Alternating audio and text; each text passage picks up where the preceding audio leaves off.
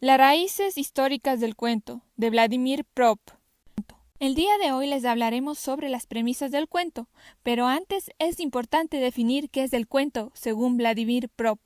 Un cuento es un relato, narración breve de carácter ficticio o real que refleja las estructuras socioeconómicas antiguas, ritos de iniciación de sociedades de cazadores, tenismo, chamanismo, culto a los antepasados, entre otros. Problema fundamental.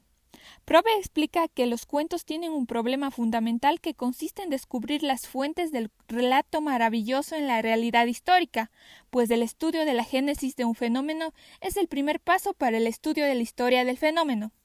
Premisas. Los cuentos están formados por premisas que se refieren a la suposición de que las formas que se encuentran con mayor frecuencia que otras son también características de la forma primordial del tema. En sí, se utilizan para nombrar el indicio que permite inferir en algo y sacar una conclusión. Delimitación de cuentos maravillosos. Pro plantea una premisa sobre la existencia de cuentos especiales denominados cuentos maravillosos. Presentan un parentesco recíproco que delimitó dos premisas.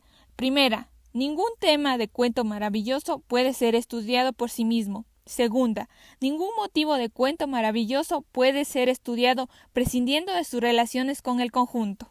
El cuento como fenómeno de carácter superestructural. Nuestra época ha creado la premisa general para el estudio de los fenómenos históricos. El verdadero cuento maravilloso no es un producto del capitalismo, es un producto más antiguo. Por ello, el cuento maravilloso debe ser confrontado con el pasado histórico y así se deben buscar sus raíces. El relato maravilloso y las instituciones sociales del pasado. Una manifestación de los regímenes son las instituciones. De aquí se deduce la premisa de que el cuento debe ser confrontado con las instituciones sociales del pasado y buscar en ellas sus raíces. El relato maravilloso conserva huellas de las formas de vida social hoy desaparecidas, pero estos residuos pueden revelar las fuentes de muchos motivos del relato maravilloso. El relato maravilloso y el rito. El relato maravilloso ha conservado las huellas de numerosísimos ritos y costumbres. Solo si se les confronta con los ritos es posible explicar el origen de muchos motivos. Correspondencia directa entre relato maravilloso y rito. En ocasiones existe una correspondencia directa entre el rito y la costumbre con el relato maravilloso, por lo cual los actos de la realidad histórica se mantienen tal cual en el relato maravilloso, y esto a su vez permite explicar el origen de esas costumbres. Transposición del sentido del rito en el relato maravilloso. Es común que exista una relación directa entre el rito y el relato maravilloso a través de la transposición del sentido del rito. Esto quiere decir que en el relato maravilloso se da la sustitución de algún elemento incomprensible del rito por otro más comprensible, lo cual genera un cambio en la forma. Inversión del rito. Un caso especial de transposición de sentido es el caso inversión, que se refiere a la conservación de todas las formas del rito pero con un significado opuesto. Por ejemplo, en el rito, antiguamente se sacrificaba a una joven para la fertilidad de la tierra y las buenas cosechas, pero si alguien se oponía a ello, era el antagonista.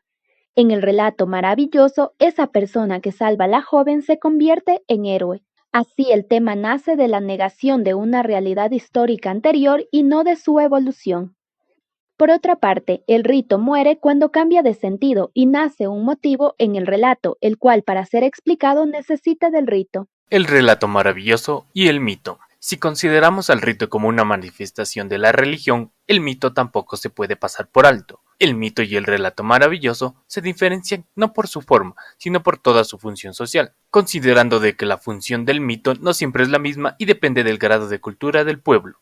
En ocasiones, estos dos pueden coincidir que en la etnología y el folclore, tales mitos son llamados cuentos. Estos mitos se han conservado a menudo en un espacio primario y ayudan a comprender el relato maravilloso. El relato maravilloso y la mentalidad primitiva. Es un gran error colocar al relato maravilloso como algo semejante a una crónica. La mentalidad primitiva no conoce las abstracciones, se manifiesta en los actos, en las formas de organización social, en las costumbres, en la lengua. De esto se deduce que también es necesario recurrir a las formas de mentalidad primitiva para explicar la génesis del relato maravilloso. Genética e historia. La investigación genética es siempre histórica. La genética tiene como fin el estudio del origen de fenómenos, la historia, el estudio de su desarrollo. La genética precede a la historia, le abre aquel camino. Con esto nos referimos, por ejemplo, a cómo el cuento maravilloso ha conservado admirablemente ciertas formas muy primitivas de vida social. Método y material. A menudo la investigación viene acompañada de la limitación o reiteración de un solo tema. Así, todo el material investigado se convierte en material que necesita una explicación y a la vez ofrece una.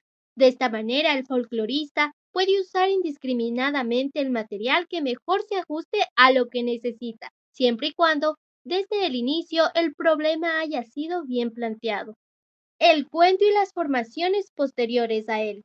Pese a que el cuento puede ser explicado a través del rito, mito o instituciones sociales por ser formaciones posteriores a él, el folclore también habita en formaciones como el epos heroico, la leyenda, poesía épica y otros subgéneros, ya que son formaciones que ofrecen una mayor explicación por su expresividad, pero que muchas veces se remontan al cuento. Perspectivas. En este trabajo encontramos que la relación entre los cuentos y la relación histórica se debe a la introducción del motivo de lo real en lo maravilloso. Además, la narración del cuento maravilloso es también de los cuentos de otro tipo, puesto que el relato maravilloso ruso ha sido tomado como una base de partida para el estudio de otros relatos. Conclusiones. El motivo del relato se fundamenta sobre una realidad histórica anterior que constituye un rito o costumbre, de donde toman sentido varias acciones que parecerían ser algo nuevo. Tal motivo es lo que convierte al análisis del cuento en una parte del todo y por tanto es indispensable tomar en cuenta el contexto real en su estudio. Los cuentos maravillosos se forman a través de premisas, con el fin de estudiarlos desde el sistema del tema.